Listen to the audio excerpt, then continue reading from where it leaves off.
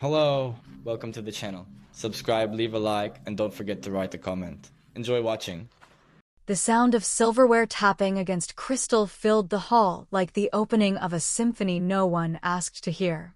My mother stood up slowly, that signature smirk already forming on her lipstick-cracked lips, as if she knew the words she was about to say would land like a grenade tossed under the dinner table. We were all gathered for her 75th, decorated banquet tables, votive candles flickering near floral centerpieces, and that kind of half-drunk, overfed mood that makes people sentimental and stupid. I sat near the end of the table, too far from the cake and just close enough to the door, because I'd learned a long time ago that proximity to exits matters when you're part of this family. There were 53 people there. Yes, I counted. I always count. I count people, I count silences, I count the number of times she cuts me off mid-sentence, like I'm some inconvenience standing between her and the son she practically canonized. Ryan, the younger one by 8 years, the prodigal son who never left the orbit of her approval, sat across from me. He looked surprised by what she said, but not too surprised. Almost like he already knew. Almost like they'd rehearsed it. She lifted her glass, full of that disgusting Moscato she always bought just because it was cheap and cheerful, and said, loud and slow like a preacher trying to bless the room, I just want to thank everyone here for being part of my life. And I want to be clear about something while I still can. When I die, everything I have, my house, my savings, the land, the insurance, every single penny, will go to my son. He deserves it. He's the only one who's ever truly been there for me. The words hung in the air like bad perfume. A few people shifted in their chairs. Someone choked on their sangria. And Ryan, my precious baby brother, went pale as a church candle. My hand, still holding my wine glass, paused midair. And I smiled. Not because I was surprised, hell, I saw this coming years ago, but because the moment had finally arrived. The moment I'd been quietly walking toward for over a decade, one tiny step at a time, while they laughed at me behind closed doors and called me bitter when I didn't clap for him. I set my glass down without a sound and stood up slowly. The eyes of nearly everyone in that room turned toward me, curious, uncomfortable, maybe even afraid of what I might say. And I said it.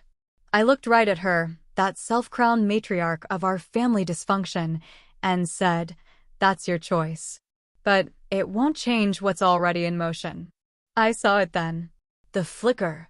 A ripple of something across her face, confusion, maybe fear, or maybe just her beginning to realize that for once, she wasn't the only one holding the cards.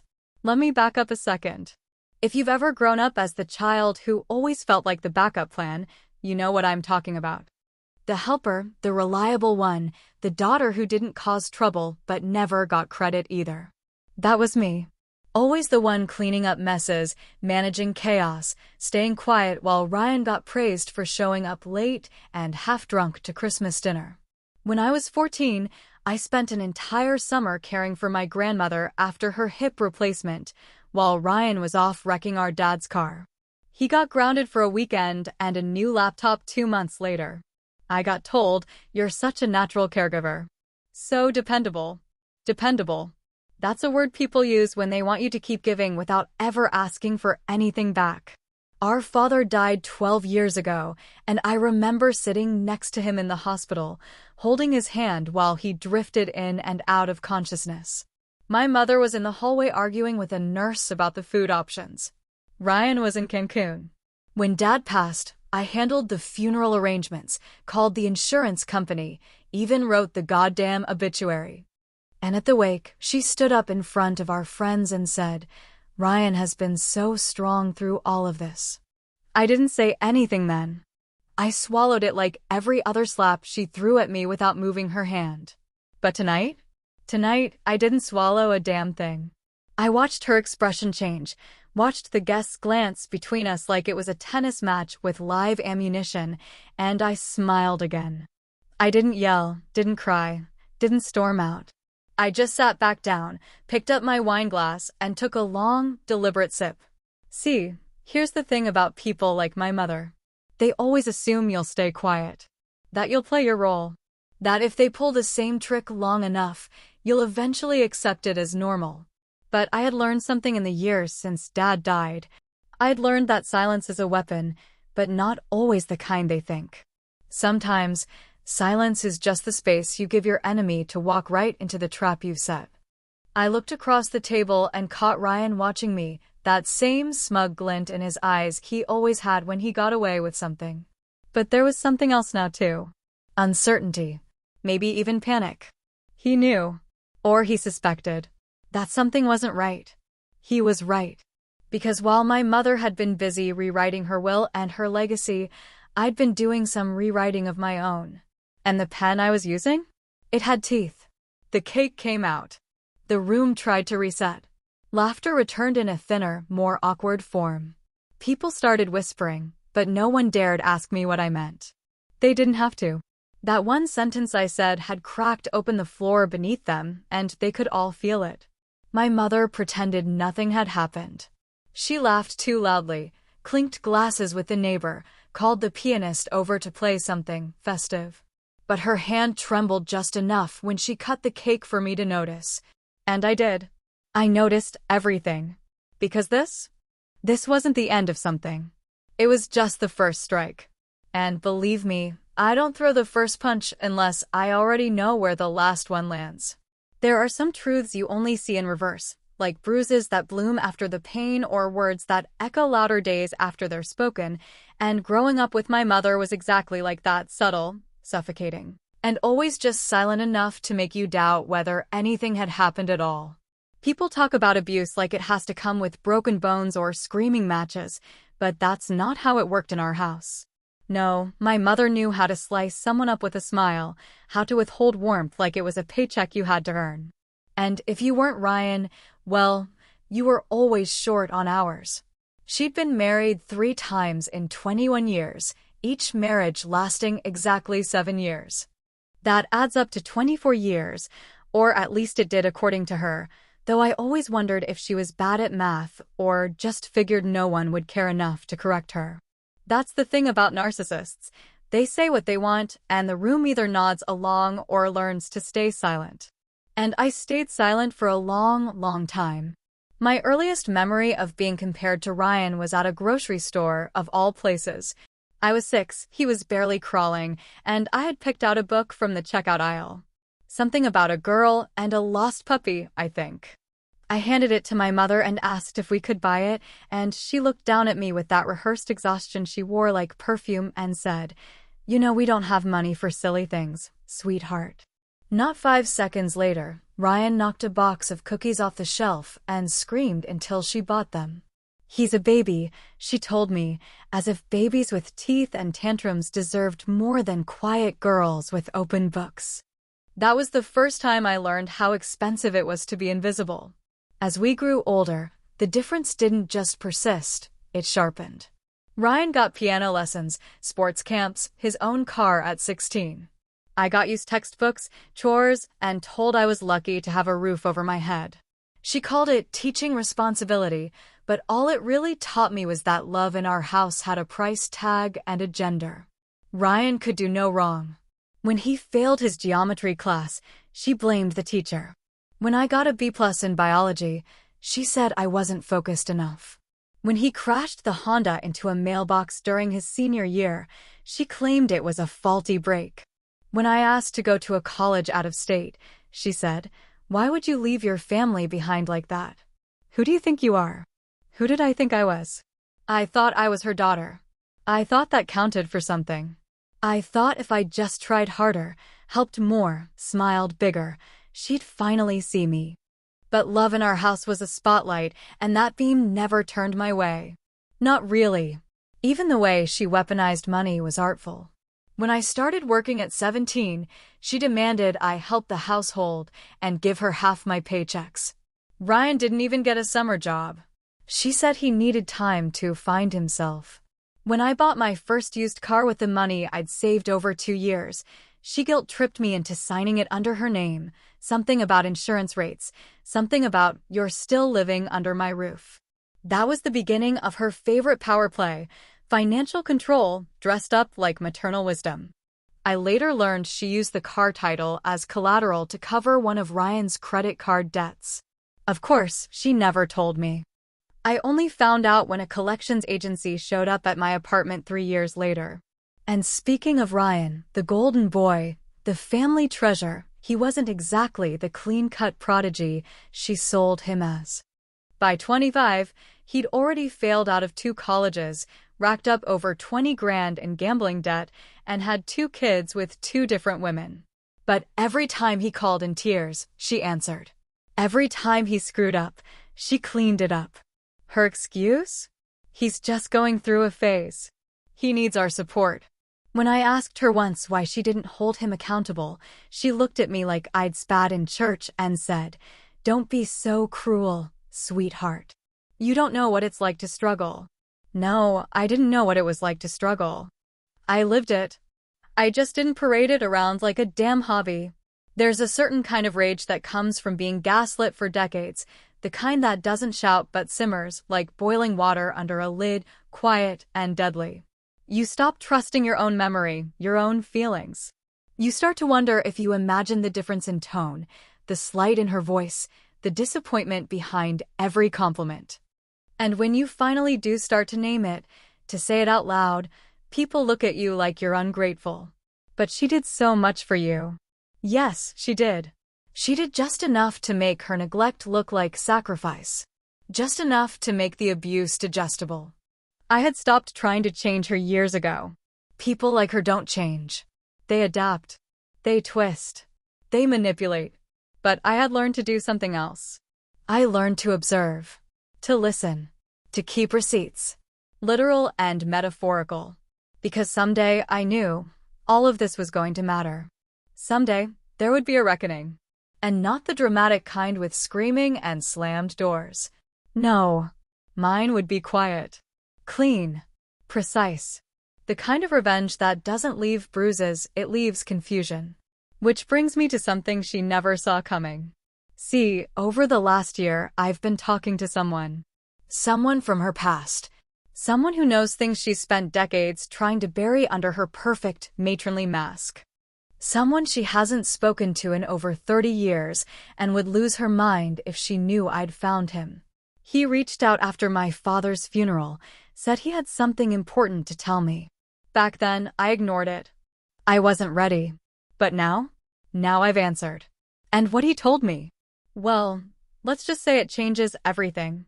Grief has a strange way of sharpening the senses while simultaneously drowning you in fog. And after my father passed away, I walked through the world like I was sleepwalking inside a crime scene, tiptoeing around memories that hurt more than the silence left behind.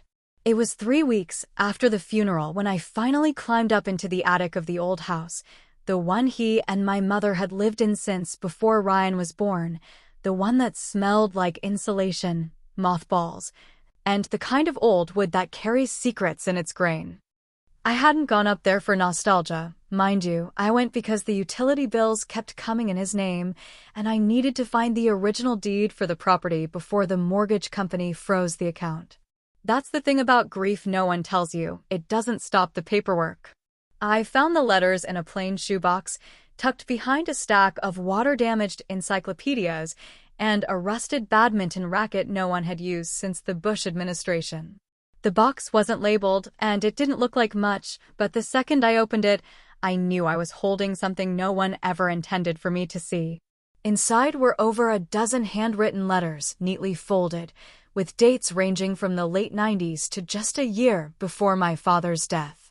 The first one began with, "In case something happens to me before I can explain this out loud," and by the third paragraph, my hands were shaking so hard I had to sit down on a stack of winter coats that still smelled like my childhood dog. In the letters, my father wrote about his regret. Not about his life with my mother, though that was in there too, scattered between cautious admissions and delicate sidesteps, but about the way he had failed me. He described moments I barely remembered. My first piano recital, the time I fell off the backyard swing and knocked the wind out of myself. How I used to sleepwalk into his room during thunderstorms and curl up next to him because I thought he could stop the lightning. And then, in one letter dated 6 months before he died, he wrote, "I've updated the will. Everything goes to her. She's earned it. She's always been the one who stayed." There it was. Black ink, his handwriting, no mistaking the meaning. I was the sole heir. He had changed the will. It wasn't just an intention.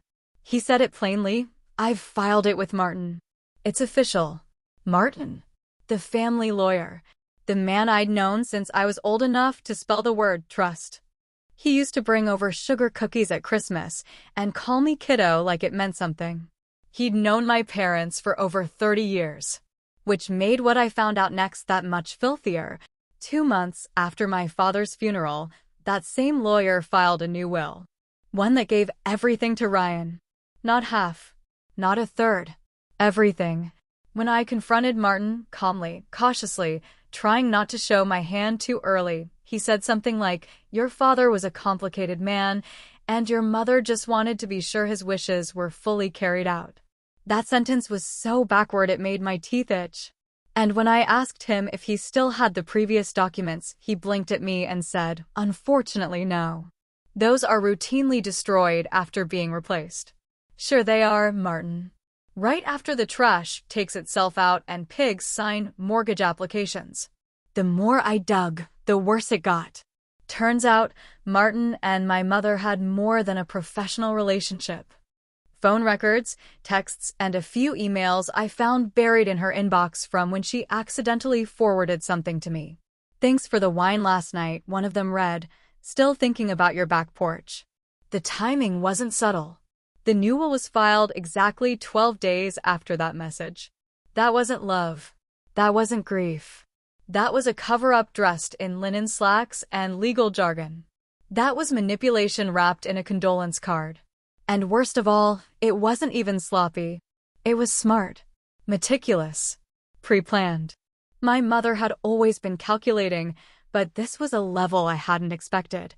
Not because she wasn't capable, but because she finally had someone playing accomplice instead of just audience. The part that really guts me? I think my father knew. Maybe not the whole thing. Maybe not the timeline. But there's a line in one of those letters written in shaky, final handwriting that says, "If this doesn't hold, I hope you have the spine I never did." She's good at pretending. Just don't let her write the ending. I sat with that box of letters for hours, rereading every word, committing the shape of his sentences to memory. It was the most love he'd ever expressed to me in one place, and it came after he died. Figures. But I didn't just cry. I didn't just get mad. I made a phone call. Not to Martin. Not to Ryan. Not to my mother. To a lawyer of my own. And not just any lawyer. Let's just say he doesn't work in estate planning.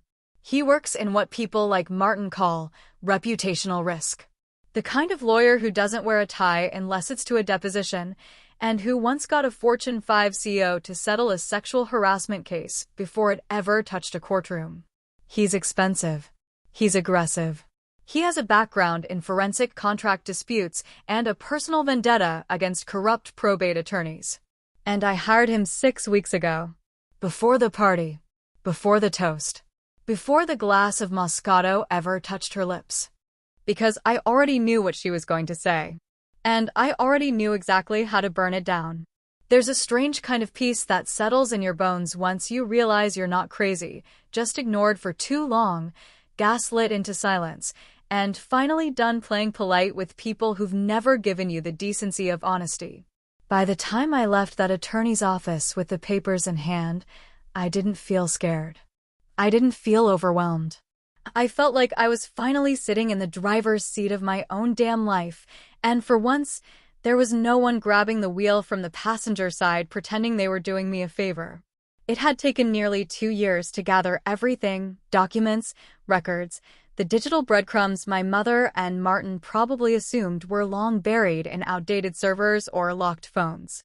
What they didn't realize, or maybe what they arrogantly refused to believe, is that I'm good at waiting. I don't get loud. I don't storm in. I watch, I listen, I prepare. And most importantly, I document everything. The official motion to challenge the estate was filed quietly, under a confidentiality order, 6 months before her 75th birthday party. Not a soul in the family knew. Not Ryan. Not my mother. Not even my closest friend, who I usually can't keep anything from for more than 10 minutes. I'd learned long ago that the fewer people you let into the circle, the smaller the blast radius when it all explodes. And this was going to explode. The motion wasn't based on vague emotion or some hollow claim of unfairness. No, it was grounded in a very real and very specific piece of legal doctrine most people don't even know exists. The clause involving undue influence and coercion in the decision-making of elderly individuals, particularly those with complex family dynamics or potential cognitive decline. It's used sparingly and often fails when based on anecdotal evidence alone, but I didn't walk in with stories. I walked in with proof. The texts were the crown jewel. I'd found them by accident while helping my mother transfer her phone data to a new device. She trusted me just enough to hand over the old one, assuming I'd wipe it clean without looking. What she didn't know was that it had automatically backed up its messages to the cloud, and she'd never changed her account password. I saw every message she sent to Ryan over the previous 3 years. Dozens of texts pressuring him to stay close or play along, warning him that she can't be allowed to think she deserves any of this, and, in one particularly vile message, reminding him that if I go, you get it all, but not if she's in the picture. But it wasn't just what she said, it was how he responded. Pleading messages from Ryan, panicked about his mounting debt, begging her to help him make early withdrawals from retirement accounts she'd promised would be his someday. She instructed him to be patient, that everything would fall into place, and to keep telling people he was taking care of her even though he hadn't so much as driven her to a doctor's appointment in over 2 years. She wrote things like, "You're the one I trust, and don't let her get in your head." She'd been manipulating him with the very inheritance she now dangled like a carrot, slowly tying the leash around his neck, and I knew that if I could prove it in court, I could have the entire will thrown out. Even better, I could prove he was acting under emotional duress, influenced by promises that weren't just unethical, they were illegal under the right circumstances. And Ryan? Ryan was already falling apart, though no one had seen it yet. On paper, he was still the charming, grinning man-boy who showed up at family events in cologne and pressed shirts, laughing too loud and hugging too long. But underneath all that, he was drowning. Payday loans, casino withdrawals, 2 credit cards in default, and even a title loan against a car that had been repossessed 3 months ago. He was counting on the estate payout like it was already in his bank account. He'd even borrowed $5,000 from our cousin Melanie, swearing he'd pay her back as soon as Mom's trust clears. He didn't know it yet, but he was about to get hit with a notice that not only had the estate been frozen, but that his financial decisions were about to be part of a forensic review submitted to the court. A court that, by the way, had already approved my request for a mental competency evaluation on our mother, one that would be conducted by an independent neuropsychologist appointed by the state. It was messy. It was complicated. But it was solid. I hadn't told anyone yet. Not because I wasn't ready, but because I wanted it to land exactly the way it needed to. When people like my mother try to control the narrative, the only way to win is to let them write their little fiction while you prepare the receipts to set it all on fire. The court date was in 6 days. 6 days. From the moment she toasted her own ego with that cheap Moscato and declared my brother her sole heir, she'd had a ticking clock hanging over her head, and she didn't even hear it. And Ryan? He was about to find out that not only was he not getting the money, he might actually owe me by the end of it. Let them enjoy their false sense of victory for a few more days. Let them laugh, let them spend, let them believe the story was already written. Because I wasn't just rewriting the ending. I was getting ready to flip the whole damn book. There's a certain poetry in planning revenge with the same meticulousness that your enemy used to erase you, and while my mother had spent decades crafting the illusion of her own benevolence, I'd spent the better part of a year building a moment she wouldn't even recognize until the trap had already snapped shut. The night of the party wasn't chosen by accident, and the guest list wasn't just some nostalgic roll call of neighbors, cousins, and church ladies with too much perfume and too little filter. Every person I invited served a purpose, and every chair at that rented banquet hall had been arranged like pieces on a chessboard, not for celebration, but for testimony. 3 of the guests weren't family at all, though no one seemed to notice. One was a journalist from a local publication who specialized in elder abuse and financial manipulation within families, someone I met at a conference for caretakers the year before. Another was a retired judge with a reputation for taking no nonsense from narcissists dressed in Chanel, invited under the guise of being my late father's golfing buddy. And the third was a paralegal from my lawyer's office, posing as a +1 to a family friend, sitting 3 seats away from my mother with a voice recorder hidden discreetly beneath her coat. If that sounds extreme, you probably never grew up in a house where words were weapons and silence was a survival skill. My mother's toast, the grand pronouncement that everything I have will go to my son, who has always been there for me, wasn't just a petty jab across the table. It was a gift, a public admission. A flag planted in the soil of her own ego, and most importantly, an event that was now part of a legally admissible audio recording in the presence of witnesses with no blood ties and no stake in the outcome. It was exactly the kind of thing lawyers pray for and manipulators assume they're too clever to ever be caught saying out loud. What no one at that table knew, not my brother with his anxious leg bouncing under the table, not my mother clinking glasses like some discount queen, not even the cousins quietly gossiping by the cheese tray, was that the inheritance was never the endgame. That part, the money, the estate, the house and accounts and savings bonds folded neatly into a safety deposit box, it was never what I really wanted. The truth is, if I'd wanted the money, I could have tried to settle out of court, played nice, traded emotional exhaustion for a check, and called it justice. But what I wanted wasn't measurable in dollar signs. It was something harder to reach, something she'd always assumed I'd never have the strength to demand. I wanted control. Specifically, power of attorney. Because while everyone thought the game was about wealth, I'd already moved past that. The woman who had spent her life micromanaging me, invalidating me, reshaping history with a smile and a sigh, she was aging faster than she admitted. The signs were there. Forgotten appointments, the same story told twice in an hour, the sudden paranoia that someone was snooping in her kitchen drawers when no one had been there. Her vanity covered most of it, thick layers of denial wrapped in pearls and foundation, but underneath the makeup was fear. And soon, that fear would need assistance, support, a legal guardian. She just didn't realize the guardian had already stepped forward. The court wouldn't just be reviewing the will. They'd be reviewing her mental fitness. And if deemed compromised, the estate wouldn't just be frozen, it would be protected, and someone would need to be legally appointed to manage her affairs. She probably thought that role would fall to Ryan by default, just like everything else had. But Ryan wasn't even close to being considered a viable candidate, not with his debt, his record of irresponsibility, and now the text messages that showed he had not only failed to protect her, but had also willingly participated in deceiving her. No court in their right mind would hand her over to him. But me? The quiet, dependable daughter with the job, the apartment, the record of care and responsibility? I was exactly who the system looks for in cases like this. Stable, capable, present. And once granted power of attorney, I'd control not just the money, but her decisions, medical, financial, personal.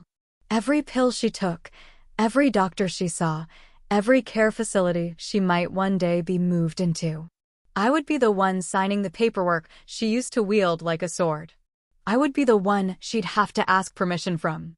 So when the cake was finally cut and the room buzzed with awkward conversation, when she leaned in and asked why I'd made such a strange comment during her toast, I leaned even closer. Close enough that she could smell the truth in my breath. "You took my childhood," I whispered, slowly and without blinking. I'll take care of your ending. And for the first time in my life, I watched her search for words and come up empty. She blinked. Once, twice, then smiled. A tight, flickering thing that didn't touch her eyes. She didn't ask what I meant. She didn't argue or deny. She just turned back to her wine like the conversation hadn't happened. That was her way, pretend hard enough, and reality might just rewrite itself around the performance. But not this time. As I walked out of the hall, I didn't feel victorious or cruel. I felt something else. Something unfamiliar. It wasn't peace. It wasn't closure. It was a question. Had I become her? Had I stepped so far into the fire that I started to speak its language? Was this justice or vengeance dressed up in logic and legal papers? I didn't have the answer. Maybe I never will.